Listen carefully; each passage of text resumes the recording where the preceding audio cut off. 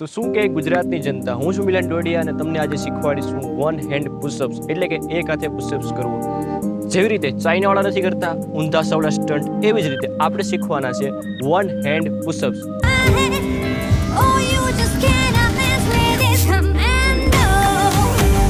તો મિત્રો, one hand push-ups કરવા માટે સૌથી આપણે પહેલાં જરૂર પડશે એ છે આપણા હાથને મજબૂત કરવા પડશે.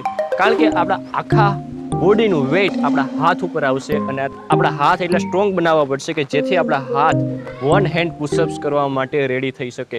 તો સૌથી પહેલાં આપણે હાથને સ્ટ્રોંગ કરવા માટે એક એક્સરસાઇઝ કરશું, એનું નામ છે હનુમાન દંડ, અને આ રીતે દંડ પીલશું. 1 2 3. ટૂંકમાં આ એક્સરસાઇઝને કહેવામાં આવે છે હનુમાન દંડ. આ એક્સરસાઇઝથી તમારા હાથ મજબૂત થશે. તો બેઝિકલી આપણે હનુમાન દંડને કેટલા પીલવાના છે એ તમારા મગજમાં પ્રશ્ન હાલતો હશે. તો તમારે આ એક્સરસાઇઝ એક દિવસ કરવાની છે. એક દિવસની અંદર તમારે 100 દંડ પીલવાના છે હનુમાન દંડના, ત્યારે જ તમારા હાથ મજબૂત થશે. અથવા તો તમે ડેઈલી પુશઅપ્સ લગાવી શકો, જેનાથી પણ તમારા હાથ મજબૂત થશે. તો આ એક્સરસાઇઝથી પહેલો દિવસ તમારે આ એક્સરસાઇઝ કરવાની છે હાથને સ્ટ્રોંગ કરવા માટે, અને 100 રેપ મારવાના છે, એટલે કે 100 દંડ પીલવાના છે. તમે 5 પીલો, અડધી કલાક પછી પાછા 10 પીલો, અડધી કલાક પછી પાછા 5 પીલો. તમે કોઈ પણ વસ્તુ કરો તો દિવસમાં 100 દંડ પીલાવવા જોઈએ ટોટલ. તો આપણું બીજું સ્ટેપ છે એ છે વન સાઇડ પુશઅપ્સ.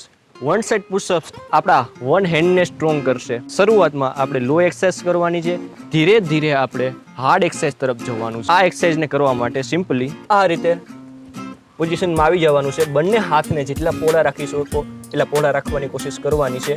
પહેલાં આપણે જમણી સાઈડ નમવાનું છે, ડાબો હાથ સીધો રહેવો જોઈએ. પછી આપણે ઊંચું આવવાનું છે, ત્યાર પછી ડાબી સાઈડ નમવું જોઈએ, ત્યારે આપણે જમણો હાથ સીધો રહેવો જોઈએ. આ રીતે તમારે એક્સરસાઇઝ કરવાની છે. 1 2 3 4 5. તો મિત્રો, આ એક્સરસાઇઝ તમારે બીજે દિવસે કરવાની છે. પહેલે દિવસે આપણે હનુમાન દંડ પીલવાના છે 100 રેપ. બીજો દિવસ થાય ત્યારે તમારે આ એક્સરસાઇઝ કરવાની છે. આ એક્સરસાઇઝને પર તમારે 100 રેપ મારવાના છે. આરામ લેતે મારો, ટોટલ 100 રેપ મારવા જરૂરી છે આ એક્સરસાઇઝ શીખવા માટે. તો આપણે હવે આપણું થર્ડ સ્ટેપ છે એ છે વોલ પુશઅપ્સ. વોલ પુશઅપ્સ કરવા માટે આપણે જોશે મજબૂત દિવાલ. આ સૌથી મજબૂત દિવાલ છે, તો આપણે આ દિવાલ ઉપર આ રીતે એક્સરસાઇઝ કરવાની રહેશે. બંને હાથને નથી રાખવાના, કારણ કે આપણે વન હેન્ડ પુશઅપ્સ શીખવાના છે. તો એક હાથને પાછળ રાખવાનો છે, એક હાથને દિવાલમાં લગાવવાનો છે, અને આપણે પુશઅપ્સ લગાવવાના છે. 1 2 3. આ એક એક્સરસાઇઝ નથી, પણ આ એક તમારી ટ્રેનિંગ છે. ટ્રેનિંગનો પહેલો ભાગ છે. આ સૌથી સહેલી ટ્રેનિંગ છે. ધીરે ધીરે આપણે હાર્ડ ટ્રેનિંગ તરફ જશું. તો સૌથી પહેલાં આ ટ્રેનિંગનો હિસ્સો છે, તો એક દિવસ તમારે આ ટ્રેનિંગ કરવાની છે. 1 2 3 4.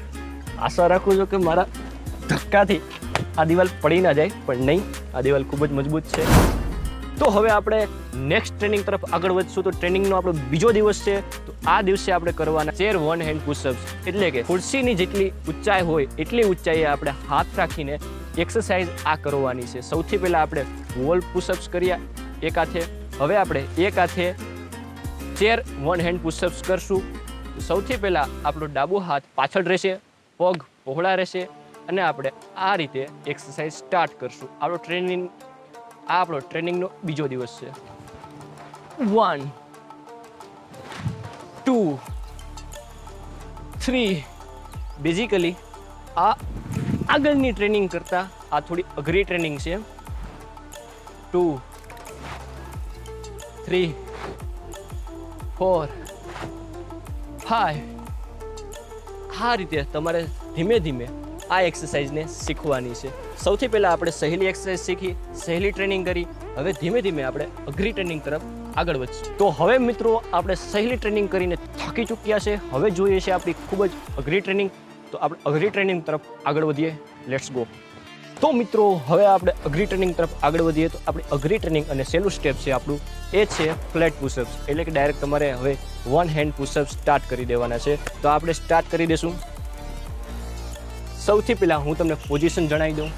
આપણો જે હાથ તમારે નીચે રાખવો હોય એને નીચે રાખવો, ઓપોઝિટ હેન્ડ હોય છે એને પાછળ રાખવાની કોશિશ કરવાની છે, અને પગને તમારે પહોળા રાખવાની કોશિશ કરવાની છે. ત્યારબાદ તમે શરૂઆતમાં આ રીતે એક્સરસાઇઝ કરી શકશો. તમે જ્યારે શરૂઆતમાં આ એક્સરસાઇઝ કરશો ત્યારે તમે નીચે જશો પછી ઉપર નહીં આવી શકો, તો તમારે ડાબા હાથથી તમારે સપોર્ટ લેવાનો છે અને ઉપર આવવાની કોશિશ કરવાની છે. ફરીવાર 1. હવે હું ઉપર નથી આવી શકતો તો મારા બીજા હાથથી હું સપોર્ટ કરી અને ઉપર આવીશ. 3. ઉપર નથી આવી શકતો, સપોર્ટથી ઉપર આવવાનું છે.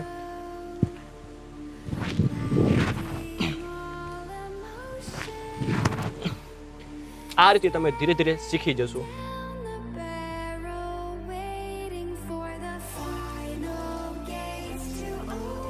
કોઈ પણ વસ્તુ અઘરી નથી જ્યાં સુધી તમે એની પ્રેક્ટિસ ના કરો ત્યાં સુધી. સૌથી પહેલાં તો હું તમને જણાવી દઉં, હું તમને કોઈ પણ એક્સરસાઇઝ શીખવાડતો નથી. હું તમને તમારો રસ્તો દેખાડું છું મંજિલ સુધી પહોંચવાનો, પણ ચાલવાનું તો તમારે જ રહે.